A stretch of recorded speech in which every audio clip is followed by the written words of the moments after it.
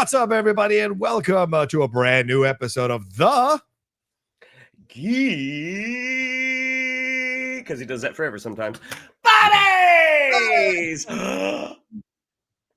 Hey! Yeah. We're back at it with our end of the week show here that we're doing for you all. Hope your eyes are had a good week and are excited to get into your weekends.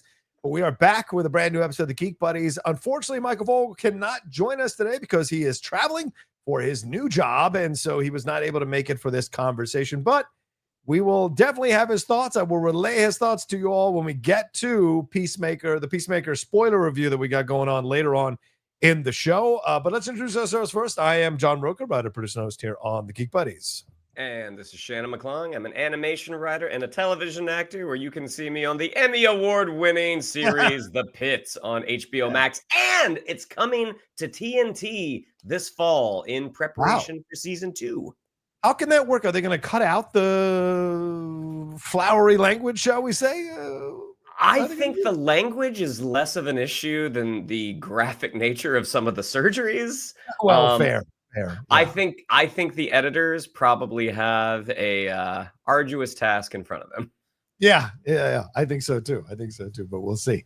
All right, but anyway, we're going to get into some stuff going on from the world of entertainment, including some updates on Marvel and Sam Raimi, and then some trailers that dropped earlier this week, and of course our Peacemaker review as well. And what else do we have on the schedule for today, Shannon? Anything? No, I think that's pretty much it. Yeah, it's pretty much it. So we got the trailers going on. We're probably going to talk about Star Wars Visions, Avatar, maybe the Wolverine trailer, the gameplay trailer, which dropped as well. So we're going to talk about all that here. And then get into our spoiler of Peacemaker. But first, let's talk about this. Let's lead off the show with this, Shannon. A gentleman we are intimately familiar with, that is Sam Raimi. And according to my time to shine hello, is someone that I've gotten to know recently and appreciate in my life. Sam Raimi has had talks with Marvel about doing another project for them, not just Doctor Strange 3. Now, this is interesting. Sam Raimi said, I love 90% of the Marvel heroes that I've read in the Great Stan Lee Marvel Universe comic books. I wonder who the 10% are, Shannon. He doesn't like. I would love to work with Marvel again. They haven't recently asked me to. I hope they had a good experience with me. They haven't asked me yet. I hope they do. And when asked about helming Spider-Man 4 being reunited with Tobey Maguire, he said, well, I haven't heard about that yet. I did read that, but I'm not actually working on it yet. I mean, Marvel and Columbia are so successful with the Spider-Man movies and the track there. I don't know that they're going to get back to me and say, well, folks, we can also tell this story. So, Shannon, you hear this? This is an interesting situation with Sam Raimi, because the follow-up to this is also what we talked about yesterday on the hot mic, and that is that Jeff was saying that what he's hearing louder and louder are the rumblings that he'll either do Doctor Strange 3 or Midnight Suns. So your thoughts on Sam Raimi coming back to the Marvel Universe, and what do you think he'll do, and what would you like him to do if he is back in the MCU? I think the strongest contender is probably Doctor Strange 3, despite the fact that I was not the biggest fan of what he did with Doctor Strange 2. Now, to be fair to him, he jumped onto a moving train. Like that was, from the Scott Derrickson. Like that was his baby initially. Working in conjunction with Michael Waldron, the screenwriter, and they got to a kind of a fork in the road, and he hopped off. He's like, this has become not what I want to do. So to give Sam Raimi a little grace, it's like, that he inherited someone else's project, and he kind of took it over the finish line. I know a lot of us like to give Sam Raimi a lot of grief about sort of ignoring to a degree, ignoring the events of WandaVision and the arc that Wanda Maximoff had there. You can't lay that entirely at his feet, because Michael Waldron did write the script. I mean, and there were other writers that were not credited who wrote the script, and the people at Marvel, Kevin Feige and company, okayed the script. So again, to place all of the blame on Sam Raimi, I think, is unfair if you were not a fan of Multiverse of Madness. And I know there are a lot of folks out there that really enjoyed it. I think giving him the opportunity to start with a project and finish with a project, I think that's fair, even though I feel like as Sam Raimi has grown older as a filmmaker, I don't feel like his style is necessarily evolving. I think I think you can look at a lot of Doctor Strange Multiverse of Madness and compare it to frames from the first 3 Spider-Man movies and not see much of a difference. Now, there is something to be said for that. He has his style. He has the way that he likes to do things. But this is 20 years later. I mean, you would like to see, I don't know. I mean, I feel like the Sam Raimi Spidey movies and Multiverse of Madness, there's a plasticity to it. It just doesn't look, it just doesn't look tactile to me.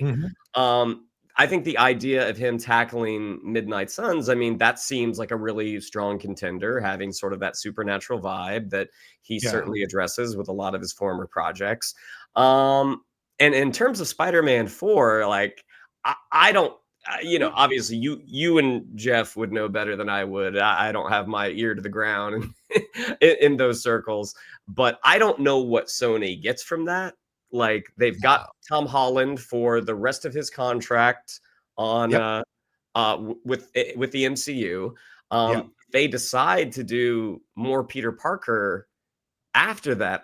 I don't see them going back to Tobey Maguire. Like, again, I just don't know what that gets them. And in terms of like, well, giving him the opportunity to kind of cap it off, I'm like, I feel like we've seen that experiment done in the last 10 to 15 years with other filmmakers, and it rarely produces results. Midnight Suns is one I would certainly be interested in seeing, to see sort of the Avenger style players that they would assemble for that. Whether it would be Oscar Isaac, whether it would be Mahershala Ali. I think they have a long way to go until they get to that point. But yeah, my guess right now is it's probably Doctor Strange 3. Yeah, sadly, I think you're right. I've again, to reiterate what Shannon said earlier, I'm not a Multiverse of Madness fan. If you've seen enough of our shows, you know that. But I think what you bring up is an interesting situation. Like the Michael Waldron aspect of it all. He wrote that script. He's not going to be writing this Doctor Strange 3. So, and I think there were lessons learned possibly from the criticism from Doctor Strange 2 that, how about we watch the stuff before we make it a movie that's essentially regurgitating what we just saw in a series, with a couple of new added things in there. But clearly the film made almost $1 billion, irregardless of what our issues were. Now, you could argue timing. You could argue with Scott Derrickson kind of laying the groundwork for it. But if you're dropping this between Doomsday and Secret Wars, it could make a lot of money. And clearly a lot of people love Sam Raimi, including Kevin Feige. So I don't know that they'll hesitate to bring him on to keep going with this Doctor Strange thing, because I feel like they like the angle Raimi took more than they like the angle that Scott Derrickson took. Even though I prefer Scott Derrickson's movie by miles, hundreds of miles, thousands of miles over Sam Raimi's version. I think Sam Raimi's version falls more in line with what they want to do, which is serious stakes, but humor throughout.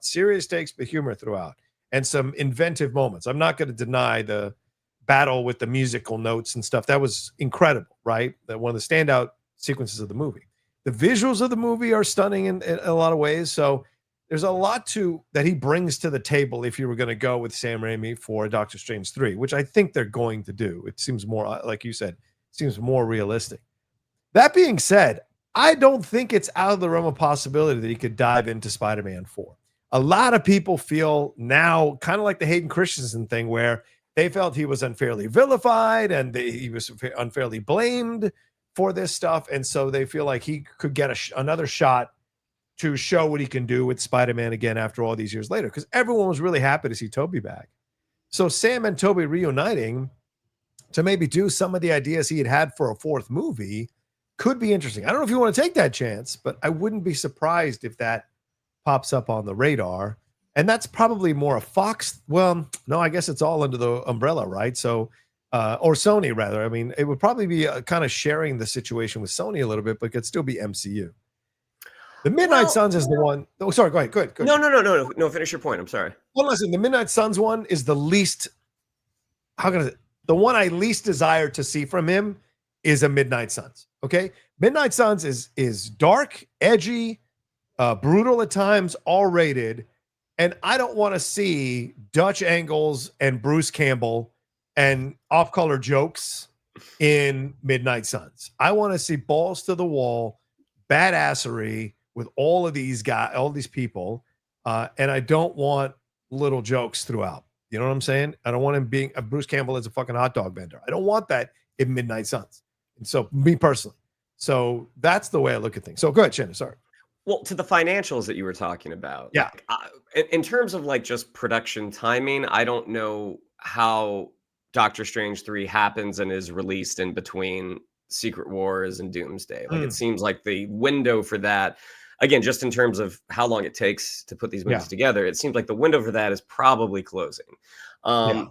In terms, like, if they were able to get it out, like if that was a possibility, I don't think this repeats what Doctor Strange 2 did, because Doctor Strange 2 followed Spider-Man No Way Home. I mean, Marvel was still very much riding a wave. Like, they'd taken a little bit of a black eye with Eternals. Everybody liked Shang-Chi, even though we were still kind of coming out of the pandemic at that point. So it probably did not get as many butts in the seats as it normally would have. But I think if Multiverse of Madness had been more warmly received across the board, I think it does cross that $1 billion mark. Okay. If they were able to get it out, I mean, we'll see what Doomsday does. I mean, is Avengers sort of immune to the Marvel curse? Probably not. Marvel curse isn't unfair to the Marvel symptoms that are going on right now, and that you have some better movies that have come out than what they've been releasing, and they're underperforming. So does it depends on so many factors. Like, is Doomsday warmly received? Does it do well? Does it sort of tee up? I mean, because that was another thing coming out of No Way Home, is Doctor Strange in a strong supporting role, and, you know, putting out that spell where everyone forgot Peter. We coming in from the multiverse. I mean, like, we were definitely teed up for one thing, and what we got was another.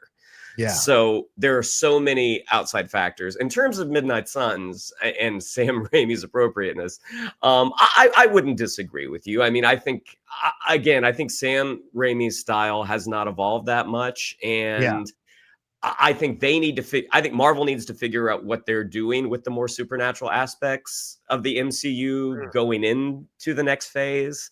And it's so fascinating because, you know, Feige has said, you know, publicly what a big fan he was of working with Sam Raimi, and how he felt comfortable letting him kind of take the reins. And as fans who did not jive with that movie, we were like, really? Huh? So yeah, I mean, when you think of like potential directors for like a Midnight Suns, I mean, hey, I hear Fede Alvarez isn't directing the Alien sequel anymore.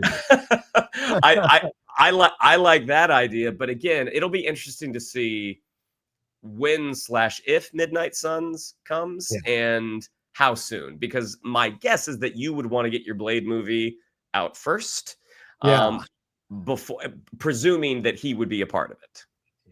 Especially after showcasing Blade in the Star Wars, the Marvel Zombies the series, which just dropped all 4 episodes, which I highly recommend. And he was awesome. Like, seeing that character was like, he was fantastic. And the voiceover, the actor they got to do him, because it isn't Mahershala Ali, they did an excellent job with that situation. By the way, quick shout out, watch those 4 episodes of me personally. I thought they were great. I had a lot of fun with them. So now the other side of this thing, before we leave the world of Marvel, I broke this on the hot mic yesterday, and as I do with every these things, I'm not a scooper. I'm not these, you know, highly paid scoopers that get 6 figures to do what they do. So take my stuff with a grain of salt, but I was right about the Hulk and Punisher. But with Spider-Man 4, earlier this week, I had some sources reach out to me who are close to the production, and they were telling me that the main villain of the film is a female shapeshifter, and they've cast the person. I'm not at liberty to say who it is, even though I know who it is. I'm not at liberty to say it is, but I'm not sure if it's the chameleon or not, is what I said. But Punisher and the Hulk are going to be the main people in the movie. There will be a main villain, but it will be more Hulk and Punisher and Spidey. That is the dynamic you're watching in the movie. And I've also heard that Boomerang is going to be a part of the movie, and that MJ apparently has a new boyfriend, which is what causes Peter to snap, and makes the movie a little more grounded and darker. So your thoughts on these, Shan? Does this feel like it fits within the world they're creating? And how many more characters are we shoving into this movie? Well, it depends on what role those characters play. Again, when they were doing all of the announcements for Homecoming, and they were talking about, we've got Shocker 1, Shocker 2, we've got the Tinkerer, we've got the Vulture, and then we've got Scorpion, and it's like, yeah, they were in it, but I mean, Adrian Toomes was the main guy, and the way that they used both the Shockers, the way that they used the Tinkerer, that was a really smart way to use it, because they didn't they were seasoning on top of a well-prepared dish. So I think you throw out so many of these other names, and it just depends on in what capacity they're being used. I mean, in terms of the shape-shifting female villain, it's like, is this a version of the Chameleon? I highly doubt it's Mystique. I mean, I imagine there are several shapeshifters in Marvel Comics. So yeah, it is interesting that it seems like the big antagonist is going to be the Hulk. And potentially Frank Castle, when you have someone who wants to achieve a goal one way, and then you have Peter Parker on the other side who wants to achieve a goal the other way. In terms of MJ getting a new boyfriend and making him snap, I don't know. I mean, I think you look at the lessons that he learned from the other two Peters in the previous films, how Andrew Garfield stopped pulling his punches because he was so filled with anger and with rage. You got sort of a Tobey Maguire Peter Parker that was, much longer in the tooth and had kind of given up in some regards, especially as it pertains to his relationship with his Mary Jane.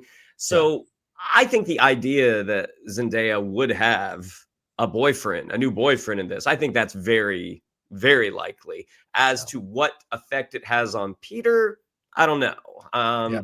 Again, there's just so much stuff out there about who is in this movie, who is potentially in this movie. Like, we kept hearing Mr. Negative, Mr. Negative, Mr. Negative, and allegedly that's still being spoken about, but no casting announcement's been made. I think they're deliberately holding back on what other big antagonists there is, because, in terms of like the Tombstone casting, like, is this going to be someone that we see in a montage? Because again, it will have been 26 when it comes out. It'll have been almost 5 years since we've seen Peter Parker on the big screen. So there is a lot to catch up on. I mean, I know there was that rumor that we were going to see sort of a montage of him trying to clean up the city, similar to what Fantastic Four kind of like almost did. Like, we got a little bit of a little bit of a montage. I think they could have blown that thing out way more, including John Malkovich's Red Ghost in it. So it's possible that all these bad guys are going to be thrown into a 3-minute montage, or maybe they're all in it. Maybe it's the Sinister 17. I don't know. Well, something you just said now made me kind of curious. You're like, well, is it Mystique? Well, I mean, I see some people speculating already that it could be the unnamed female, like the unnamed older actress that they were considering for a villain role. Could be Sadie Sink, because that's still kind of up in the air who she's playing. What if because Jeff had heard that Sadie was possibly playing Jean Grey. What if she's actually playing Mystique? So she is kind of somewhat in the X-Men universe, but in a different way. That could be a way of launching the mutant thing. But I don't know. My mind just starts going to all 100 different places. So I don't know. It's very possible. But Chameleon seems like such a letdown for a character that if Sadie Sink is playing Chameleon, that would seem like, whereas something a little more dynamic. I saw some people mention like Abyss, and I was like, okay, that could be interesting because of the power there. But like, to me, I think there's a lot of questions around everything. And as you said, like, we hear about so many people supposedly in the cast. We'll see once they finally announce. I mean, we're reaching like Doomsday level, 37 people in this, because Yelena Belova is supposedly in the cast. Are they going to bring the Defenders in? Like, were Daredevil, Kristen Ritter, and Mike Coulter be in this thing? Like, there's all kinds of possibilities here. But once again, it's not going to be just to focus on a Spidey film, which I think a lot of Spider-Man purists are going to be pissed off about, as they were with the previous 3 films. So, well, we're presuming that. I mean, Yelena showing up To me, definitely makes sense that you have a superhero in New York that nobody Yeah. knows who this guy is anymore, and the leader of the new Avengers is trying to do some recruiting. Like that Yeah. that makes perfect sense to me. Like, again, whether or not she pops up, I mean, when you look back at when the MCU did this successfully, is you would Right. have someone pop up in sort of a limited role, Right. and it wasn't a glorified Easter egg. Like, he actually showed up and contributed to the plot. I mean, Matt Murdock showing up in No Way I Home. love I it. mean, Right. that was really fun. Did he contribute that much? Could that have been any lawyer? Sure. Right. But it was really fun to see him pop up, and he didn't detract from the movie. Like, he actually, Right. like, he added to it. So yeah, it's gonna be really, really interesting. I mean, it seems like for the rest of it, for the rest of the year at least. I mean, Marvel's going to be holding their cards very close to the vest Yeah. in terms of what we're going to be getting, considering that the next MCU film we get isn't until July with Spider-Man. Yeah. So That's true. I'm excited to find out. We'll see what happens. All right, let's move on to some trailers, Shannon. What do you got for us? Oh boy, you want to talk about a day that Vogel's sorry that he missed? We got trailers. Our first one is our first look at the third season of a show that I know Johnny Rocha is a big fan of, Vogel's a big fan of, and I have seen, called Star Wars Visions. This is the anthology series where Lucasfilm teams up with some notable anime studios, and we get a bunch of kind of one-off chapters of these anime artists coming in and giving their spin on what a Star Wars story could be. I mean, this one has produced some really stunning stories with the first two seasons. It's also produced some stories that I'm like, yeah, maybe I don't need to finish this season. So Johnny, I'll throw it over to you first and only, because again, Mikey's not here. What did you think of our first look at the third season of Star Wars Visions? Well, Mikey always gives me crap that I don't talk about animation a lot. But the thing is, I always say I talk about the animation I like to talk about, and that grabs my interest. And Star Wars Visions has always grabbed my interest because I have such a love for Japanese animation and anime and that kind of style. So I loved the first season. I thought the second season had some good good stories as well. But I love that in the third season, they are continuing some of these stories from the previous seasons and adding new chapters to them, like the duel and other things that I thought was great. And this trailer was like a lot of a lot. I mean, because it was so fast. I almost felt like I should have ADHD or whatever it is to catch all the things, because I was just like, it was a lot that was being thrown at me. So I had to kind of slow down and watch some of the sequences and watch some of the scenes. And I am like 1,000% excited to see what we're going to get here. It really goes out there. It's taking chances. And that's what I love about the Visions series is they allow these creators to take chances because they're not hamstrung to fit within the canon of Star Wars. So you can have a lot of fun with these. And so I've enjoyed that for the previous two seasons. And what we got here are some awesome stuff. Well, some of the voiceover, there's even like moments of silence while things are happening throughout this trailer, I thought was really cool. And then hearing about the English voice cast, it's going to voice over some of these characters in case you don't want to watch it in the mostly Japanese, but you're going to, Anna Sawai is in this, Simu Liu is in this, Stephanie Hsu is in this, Buscemi is in this, George Takei, Harvey Guillen, Judith Light, Freddie Highmore, and Jodie Turner-Smith are some of the names that were thrown around, plus all these studios. So yeah, I liked the trailer a lot, although it was a lot. I liked it. And I'm looking forward to seeing it because it's coming out real soon. Yeah, I think it's coming out in October, actually. Yeah, 29th. Yeah, I get visually, it is so stunning. Yeah. Especially with the I think that's a continuation, the black and white one with the guy with the red lightsaber. I think that's a continuation from one of the stories from season 1. We also get a healthy sampling of Ewoks in this. And as one who was 5 years old when Return of the Jedi came out, the Ewok hate I have never understood. But again, like Star Wars Visions for me, as someone who is sort of a cursory fan of not of Star Wars, but of Star Wars Visions, these are great to kind of have on in the background. And when the thing catches your interest, It's like, ooh, let me close my laptop, let me put away my phone, let me actually focus on this one. And if it doesn't, like I believe it was a Boba Fett story from season 1, I'm like, ooh, this is not for me. or one it was almost like a battle of the bands type scenarios. I'm like, oh yeah, that was all right. This is not for me. But when you're getting 9 separate stories, more than likely at least one of them is going to be for you. So the 3rd season of Star Wars Visions comes out on Disney Plus October 29th. That brings us to our second look at another film that Vogel is going to be upset that he was not here to talk about because it needs its defenders, is Avatar, Fire and Ash. Yeah. This one is giving us a little bit more about the Fire Tribe and how they came to be. And yeah, this is more Pandora. And for the folks that are big fans of this franchise, again, outside of Vogel, I don't think I've ever chatted with one. I'm sure that folks are really excited for this. I mean, you know, I just went and saw, I think Johnny and I both just went and saw One Battle After Another before this. And they had the trailer playing before the film. And again, it is a visual feast. I mean, there is so much going on. For me, it's really difficult to connect with it because I'm like, what are Sully's kids' names? I don't remember. Like, there's Spider, and we find out Spider doesn't need his mask to breathe anymore, and the implications that brings. Like, if you don't need a mask to breathe on Pandora, that is terrible for the Na'vi because then humans can come and try and populate it.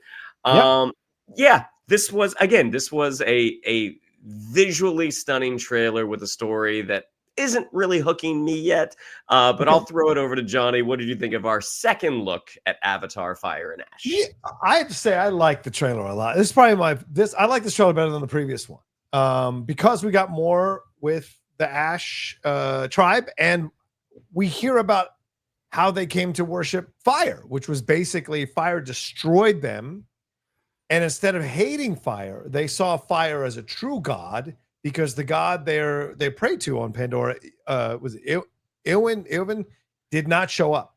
So we know about this, that sometimes in our real world, people create sects, S-E-C-T-S, within a religion and go in a certain direction with certain tenets of that religion to create their own religion. And so to me, this makes it much more interesting and fascinating that this is what they have done, is they've taken on the thing that destroyed them, the characteristics of the thing that destroyed them, which means it does not care what it kills. It tries to stay alive by whatever means possible as a fire. So I like that element to it. And then seeing Una Chaplin's character connecting with Stephen Lang's character. And now you've got 2 formidable bad people rather, taking on Jake and his family and the Kate Winslet Water Tribe. So this is setting up to be a massive battle sequence, at the end here. But I think what James does in the trailer, which is really smart, and what makes these films work, is that he starts out by laying the groundwork of the connective tissue of these characters and the things they're going through and struggling with and all of that. And then he wows you with the visuals. And then he wows you with the new creatures. And then he goes, and guess what? We're also going to have some awesome fight sequences. So the trailer accomplished exactly what it set out to do for me, which was to get me excited to see this movie and show that there might be a little more depth here than you might initially think. So that's what I would say about the trailer. I mean, Una Chaplin's character, I will give that to you, that the addition of her, because I feel like with the second film, it's like, okay, we've got Jake and Neytiri's kids, and Sigourney Weaver is playing a kid. It's the reincarnated version of her spirit or something. And Jermaine Clement. In terms of the new characters, I was like, I'm not that invested in any of these folks. Una Chaplin's, I believe it's Varong, is a chilling villain. Like there is there is an iciness, a distance in her eyes that does give you the indication that this is going to be a formidable bad guy, and her teaming up with Korich. And again, I feel like this is the first time we've really seen some heavy Na'vi on Na'vi battles. Right. So yes. again, visually, it might be incredible. And I'll certainly go see it. I mean, I can poo-poo it as much as I want, but and I'm not poo-pooing on anyone who likes it. Like, I will never yuck anyone's yum if Pandora is your thing. Right.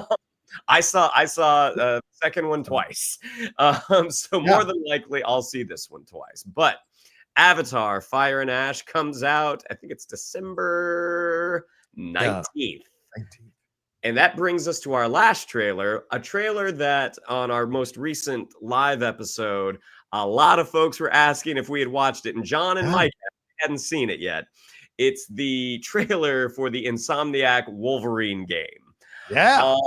My goodness, was I not in store for the amount of blood that was going to be on the screen in the trailer for this game. Again, looking at all of the things that worked in the Spider-Man games, which, swinging was a big part of it, that I just wasn't that great at it.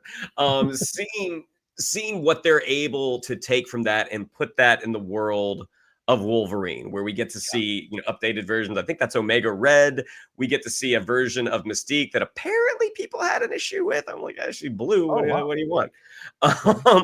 I thought the trailer was a lot of fun. Like, as someone who does have sort of a difficult time playing video games as you get older and you start to get motion sickness, this might be one I might have to take some Dramamine for, because watching a more comics accurate Wolverine than we've got in the movies, I mean, he looks a little diminutive. Watching him just wrecking house, and there is not a part on anyone's body that those claws haven't gone through. And then the whole great shot of the Sentinel at the end, I'm like, man, this looks like it's probably going to be a pretty cool game. But Johnny, I mean, even though you touched on it last episode, what did you think of that trailer for the Wolverine game?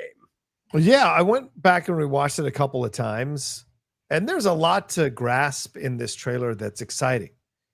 I will say this, that I found myself getting more and more pissed because it's not coming out till next year, and late next year.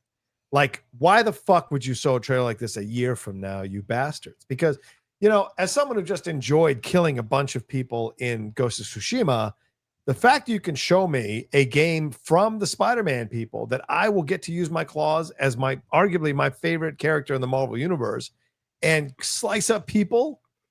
Oh my God. And so to me, I was like, I couldn't believe the brutal nature of the trailer and how much it is indulging the stuff you've only seen in like still frames on a comic book page. So at least for me.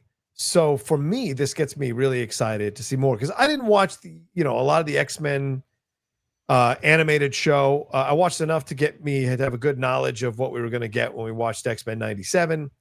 So I haven't seen Wolverine like slicing me, and I guarantee you he wasn't killing people like he kills them in this video game. I'm sure in that series gets made for kids. So to me, this one is like, this is a hardcore R, and they wanted to make it clear to you what kind of game this was.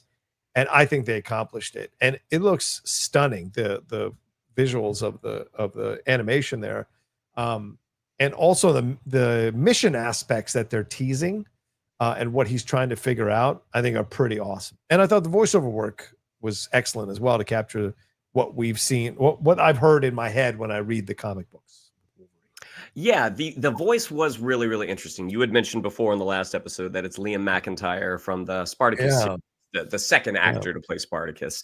And I mean, having Hugh Jackman's voice and the voice from the X-Men animated series, like those are like my touch points for Wolverine. So listening to someone else's kind of fresh take on this, I thought that was really cool. But in terms of like trailers for video games, like, do you remember that the Marvel game that is set during World War II, or it's supposed to be Steve Rogers, and I think T'Challa's grandfather? I think it's called like 1942 or 1943. Like, that was That's never come out, I don't think. Yeah, I mean, the marketing for video games fascinates me, because as one who's not really in that world anymore, like, why you have a trailer for a year out? I mean, I guess you do want to build the hype for it, but it's not like a movie. Like I where you release a trailer here, a trailer here, a trailer here. I mean, it seems like you get that one big trailer and then they might release like some actual gameplay. But a year out, that is interesting. But yeah, I mean, again, maybe this is a Dramamine worthy game because for you to tackle. Yeah, for me, because Wolverine comes out, as Johnny already said, fall of 2026. We will already have seen Spider-Man Brand New Day several times by the time this game comes out. That's a good point. Well, will we know who the X-Men? We'll probably know who the X-Men are by the time this game comes out, don't you think? I kind of don't think so. Because depending on when that X-Men film comes out, like, we had heard rumors that it was going to be coming out very soon after Secret Wars, and like Secret Wars is supposed to be in December of 27, so maybe they're thinking Memorial Day 28. I don't know. I think it still might be a little while. All right, fair point. All right, let's dive into our spoiler review for Peacemaker, season 2, episode 6. Ignorance is Chris. This one starts out with a pretty harrowing opening when they're trying to do a selfie that teases and foreshadows what is going to happen to Chris's mind once he realizes what the truth is. This is a spoiler review, ladies and gentlemen, so turn back now if you haven't watched it or don't want anything spoiled for you. Economos and Adebayo and Harcourt and Vigilante go into the other universe, where everyone is now terming Earth X, in essence, to try to get Chris back. Harcourt confronts Chris. They have an awesome emotional back and forth about their feelings. Frank Grillo, their Rick Flag Sr., is trying to figure out how to get to Chris and get to that monitor, and he employs or seeks the help of Lex Luthor, which is a big twist. We have Vigilante discovering the doppelganger and doing the Spider-Man meme of himself, which I thought was a really cool scene, up until he realizes that the alternate Vigilante does not like Peacemaker at all, which may cause a fracture between the two of them. And then we find out the two big reveals, and that at the same time, and that is the Nazis won the war and have ingratiated themselves into this world. And they chase down Adebayo here, which is probably one of the most terrifying sequences I've ever seen in a comic book show. And I've seen all the boys. That sequence when Keith jumps out of the car and yells, "One got out." Fuck me, man. That drove me. I mean, the one got out moment and this moment, to me, were the moments of the show. And so, Shannon, your thoughts on this episode? Spoiler review. Let's have it. I mean, it makes sense that they only sent the critics the first 5 episodes, that this was not one that folks had early access to. I mean, this was, they have taken their time setting up the pieces for the back half of the season. And based off of this, I mean, granted, there are 2 more episodes to go. We'll see what happens. But based off of this, it's like, oh, maybe that was worth the wait to get this sort of roller coaster ride, not just emotionally, but probably action wise as well. Across the board, this was a great episode. I mean, the moment where you see the selfie photo start to become sort of misshapen. I mean, it's very, very eerie. It just doesn't feel right in our bones. And because we haven't spent that much time in Earth X, it's letting you know that the feelings that you had were right, that something is rotten in Denmark in this place. Going to meet Vigilante's mom, I thought was one of the most fun sequences. I mean, the fact that Argus, this big time government organization, doesn't know the identity of this dweeb. this guy's been able to successfully not just take down several criminal organizations to the point that he has millions of dollars in cash and illicit drugs, but he's also escaped. And it doesn't seem like he's really trying to hide that much. He's been able to escape the attention of, again, this big time government organization. As like, I do feel like Adebayo, she's kind of gotten the short shrift this season in terms of story, but watching her come in and be the one who goes straight up to Vigilante's mom and introduce herself. And when Adrian's mom says, "Oh, and you must be John. You don't seem like that much of a dork."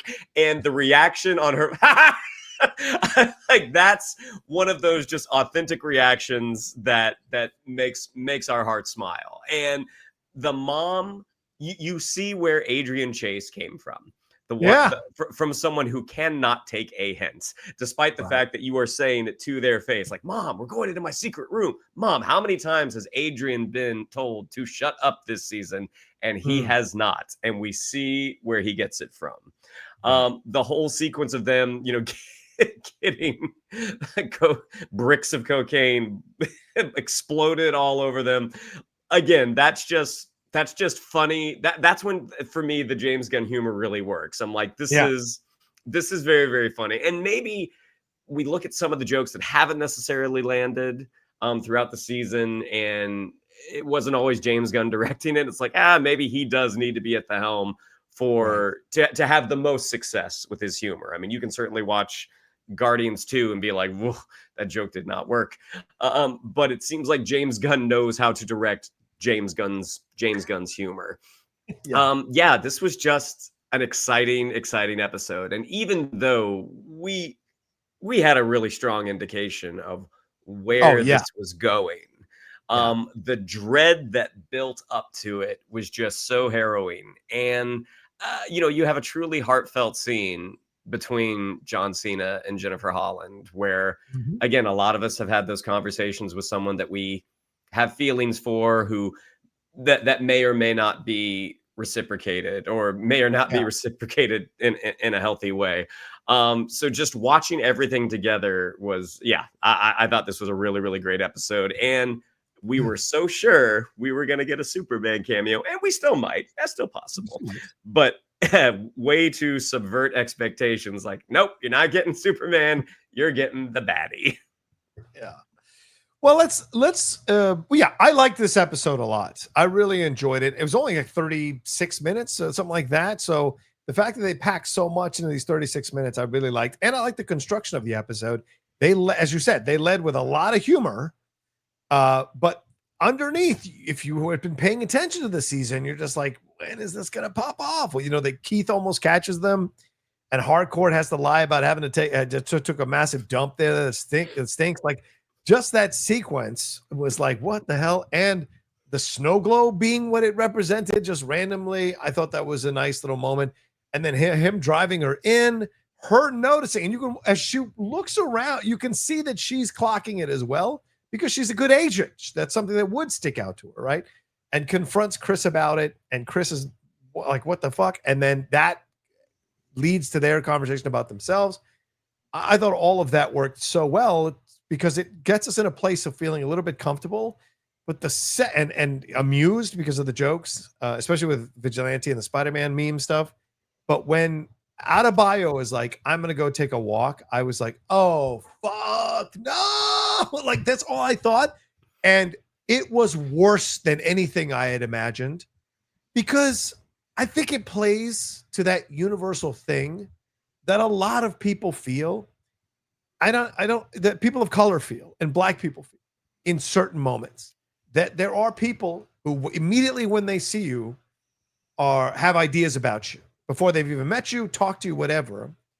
And in that moment, they took it to the nth degree of what that fear is that the othering leads to you being captured or hurt or harmed in some way, or your freedom taken away from you.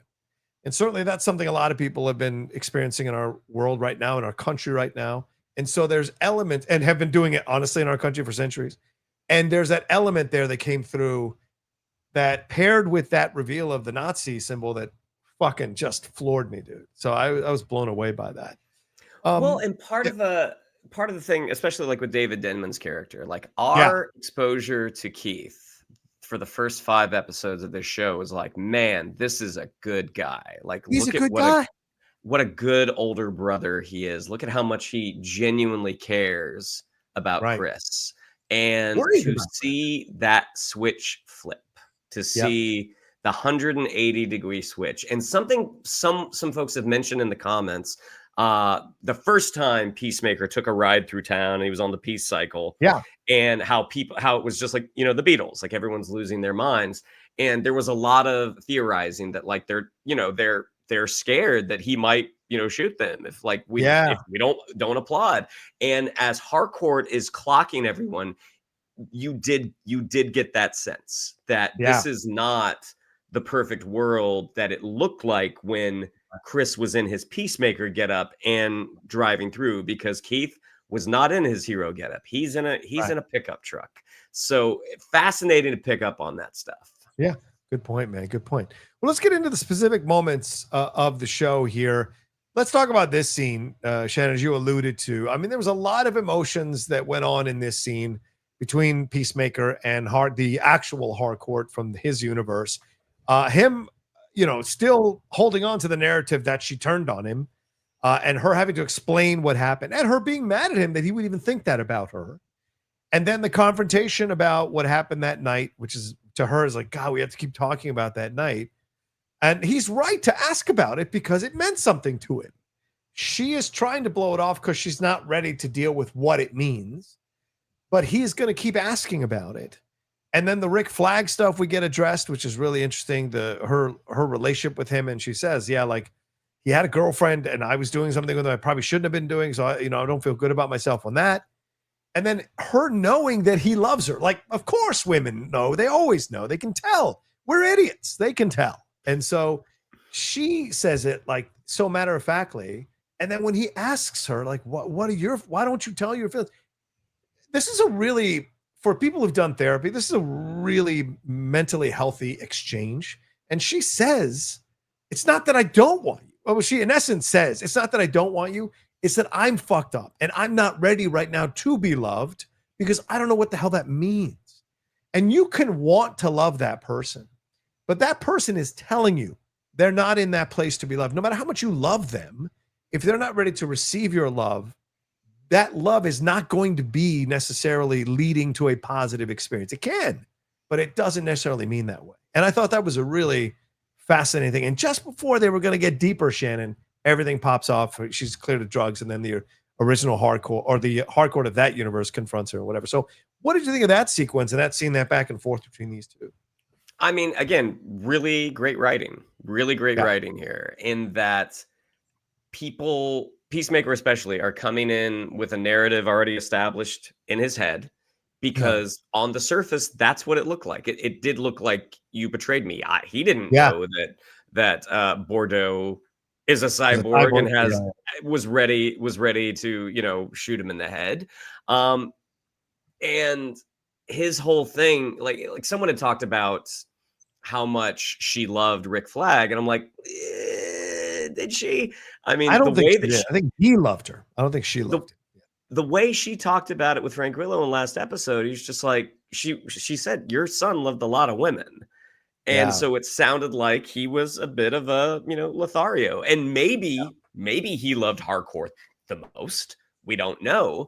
But at the end of the day, like, if he is actively breaking someone else's confidence, does he really love you? Like, this was a guy who also had a pretty jacked up internal combustion engine emotionally, and that I'm with this person, but I'm not getting what I need. So rather than being honest with them, I'm going to go and do what I need to do with someone else. I mean, it was heartbreaking to see. And the whole idea that when he said, I'm in love with you, when he called her Amelia, I'm in love with you, Amelia. And that non-reaction she had, other than tears welling up in her eyes. Did she know she had a really strong indicator. But then hearing it and also knowing there's nothing I can do with this. Like there's I can't I don't know what. Yeah. I may never be ready. That's the thing is I am damaged goods. I might be past fixing. So knowing that she does have genuine feelings for him in return, but if she were to acquiesce to this pronouncement, it's like this is going to end worse than it is starting. Yeah. Because I'm not ready. I'm not ready to work with this. It's heartbreaking. I mean, it's truly heartbreaking to see someone shoot their shot and basically not get. It's worse than being told no. It's being like, I can't. It's not I don't want to. It's I can't. Right. And a lot of people try to force that situation, and in my experience, it's never worked out. No one I know has ever forced the situation with someone who's not there yet, because they've got to go do some work on themselves in order to be available for that. And look, if I was to go into the psychologically, you can even look at Rick Flag Jr. Like the fact that he chooses these women that are unavailable to him in certain ways. So yes, he loved a lot of women, but the women he chose were always kind of unavailable to him. That speaks to a lack of self-worth and a high level of insecurity about himself. Because you don't choose consistently women who are not available to you unless you don't have a lot of love for yourself. That's kind of how it works. You know, when you do enough therapy, you kind of analyze that. And Harcourt is in the same boat. Like I think she hated herself for being with Rick, but she chose to do that because she hates herself. So she puts herself in a position where she is the bad guy. Why does she go get beat up at bars? Is because she hates herself and she's punishing herself. Right. And that's what she essentially says to him. You know, I'm so fucked up here because I'm doing these things because this is the only way I can feel anything. And you don't want to be with this. You don't want to be. You know what? I love you enough to know you don't want to be with this. It's a really powerful thing she does in that scene. And so there was so much going on that I thought was just utterly brilliant. And again, I'll reiterate this. Whatever my issues are with James Gunn and some of his PR stuff, when he, as we've said before, all three of us, when he gets the emotions right, he really gets it right. And the exchanges that go on, you can tell James has done therapy because some of the stuff that goes on in the back and forth, it's really smart. And Jennifer Holland was exceptional in this scene, man. Like, if she's not getting more work out of this series, I don't know what fucking people are doing, you know? So, but let's move on to this. Let's go to a more humorous thing. What did you think of this stuff, man, with Vigilante, Shannon? Because it leads to, I mean, this is great. You know, they have the conversation. They seem to know each other really well. The house is exactly the same. His dad's still alive and apparently not gay, which was interesting. And then, which I was like, what the fuck? And then his keys work to open the same thing. By the way, it's so funny that 3 locks. I mean, Argus could get that door down in 2 seconds, but he's like, thinks 3 locks will do it. And he's in there. And then they have this great back and forth, which is so well done. And then that reveal about Peacemaker not being his friends. And he's part of the Sons of Liberty, which we saw was a quote unquote terrorist organization 2 episodes ago. The entertainment that he gets out of the minute differences between the 2 versions of the house was hilarious. He was like, "Is that?" It was a squirrel. Like, "Ha! At mine, you're a chipmunk." He sees a sculpture with 6 cats. In mine, it's 3 cats. What does 6 cats have to talk about?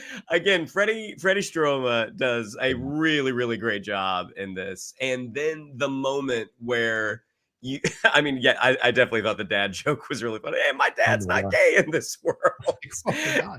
The moment where we see Vigilante 2 and it seems like, oh, this could maybe devolve into a fight very quickly. We see, nope, he is exactly the same. I mean, the whole Spider-Man meme thing I thought was so funny. Does that make it canon? Does that make it canon? Is Marvel canon? Is the MCU canon? Is Spider-Man canon? I mean, the DC's canon in the MCU based off of Eternals. Oh, that's right. I mean, they're acknowledging each other's existence. But I mean, again, super, super funny. And like, what's better than one Vigilante 2? And then, you do get to that moment where we see the turn happen where he goes Peacemaker, and then him being sort of the confirmer of information that we already kind of presume. Like, Peacemaker is terrible. He's the reason I joined I joined this group. So across the board, I mean, this was just super funny. And like watching Freddie Stroma just gallop down the street in head to toe costume, and then the most obvious dive into a bush as a truck drives by. Again, the whole sequence was just super funny. But Argus can't find him. He's diving into obvious bushes in so many ways, but Argus can't find him. It's so hilariously ridiculous. Well, speaking of Argus, what are your thoughts on this, Shannon? Do we see Frank, Grillo, I keep saying Frank Grillo, but Rick Flag Sr., he's clearly frustrated. We get one finally funny moment with Tim Meadows, which I thought was hilarious. As soon as he sat down and knew exactly what was going to happen. It was so funny. But he's essentially now going to Luthor because he needs some information. He needs to find out where this portal is or how to track this portal. And Luthor, of all people, it's not Superman. Luthor comes in. He makes some comment about a lizard skin creature having sex with a thing with wings and bright glowing eyes. A lot of people speculate it's Killer Croc. I don't know who that is, but it's an interesting comment. But he eventually acquiesces to Rick Flag's needs and gets himself moved to a minimum security prison. We ever heard that before from someone who committed crimes? So your thoughts on this, Shannon? Do you like the sequence? You like that they bring in Luthor and the back and forth here with him and Rick Flag? And what is this going to lead to? Not only did I like it, it made perfect sense. I mean, this is, we talk about all the time in these, comic driven shows, how you can squeeze a lot of cameos in and it kind of feels like fan service, purely just for fan service. Whereas Lex Luthor would be one of the people on the planet that could help Rick Flag in this situation. He was talking about a guy the size of a bear with reptilian skin who's butt fucking a twink with glowing eyes every night. It's nice to see that prison hasn't humbled Lex Luthor at all. And even being in the orange jumpsuit, being on the opposite side of the glass, telling Grillo that was your first offer. You can't out negotiate me. Let's just go to your best offer. Let's start there. No, I thought it was handled perfectly. I mean, and my guess is we do not see Nicholas Hoult again in this series. That he came in, he did exactly what was needed for the scene. The character did what was needed for the scene, and now he's in the wind. I mean, knowing that he is serving time of over 200 years in Bel Rev. And now, he's still in prison, but now he's in the minimum security prison. And at some point between now and Man of Tomorrow, he's going to be able to get out of that. I mean, I thought this was a cameo that was handled perfectly. Yeah. I thought so too. I like the back and forth between the two of them, which I enjoyed. And then where it led us to, which, as you said, it's going to obviously kick into Superman too. So, again, I'm going to hammer this point home every time, but Gunn said you didn't need to watch Superman to get this Peacemaker. Well, you do. And now Peacemaker is going to lead us into Superman, Man of Tomorrow. Man of Tomorrow. It's not a Superman sequel. So I agree with you. I think the scene was economical in that you got the idea that that he has some connection still. He has information that Rick can use, and then he negotiates for himself to another prison, and that will be probably how he breaks out or whatever, which sets up the stuff in Man of Tomorrow. So it handled what it needed to handle, and it was a nice little cameo, and it let James Gunn do a little R-rated Superman work outside of his Superman movie, which I thought was funny too. All right, well, let's get to the big reveals, man. Shannon, take it away, man. What are your thoughts on this stuff, and what are your feelings now, 24 hours later, as we're recording? I mean, again, they plant the seed right when Harcourt adds Economos and Vigilante get into Earth X and this world. And I forget what it was in reference to, but it was them saying, Chris grew up around this stuff. He doesn't notice it. And that's why he goes into a world that's only white people, because that's what he grew up with. He doesn't notice it. It's only when Harcourt points it out that's hey, this your perfect world. There's something not right here. Again, it's, meeting Robert Patrick in this world, how he's a loving father, Yeah. meeting David Denman, who's just this heartfelt, sweet brother, and watching those things turn. Again, David Denman does not get enough credit as an actor. I mean, obviously, he is a working actor. Like, Yes, he's he is. always popping up in something. But the moment that, again, we see that switch happen, where he says, like, one of the blacks got out. Like, that Oh, is, yeah, I mean, that's just the type of thing. It's so grating to the ears. And then yeah. also seeing Robert Patrick, that this sweet guy who was taking a selfie with a bunch of kids, he sees someone in his home, Yeah. pins him to the ground, and immediately plunges that knife into Economist's hand, which, I mean, Steve Agee's line was very funny, where it's like, Yeah. "Oh, my hand, bro!" Like, even in this situation, he's able to get bro out, Yeah. and the heartbreaking reality of who Economos is. Like, he's said it the whole time. I'm Yeah. a coward. Like, I'm gonna break in an instant, and he immediately gives up everything that's going on with their Chris. I mean, knowing what is coming, the acknowledgement of the world, like, it's really, yeah, especially in today's day and age, like, Yeah. it is a thing to hear, like, and I'm really curious in this world, and whether or not we'll get the answer.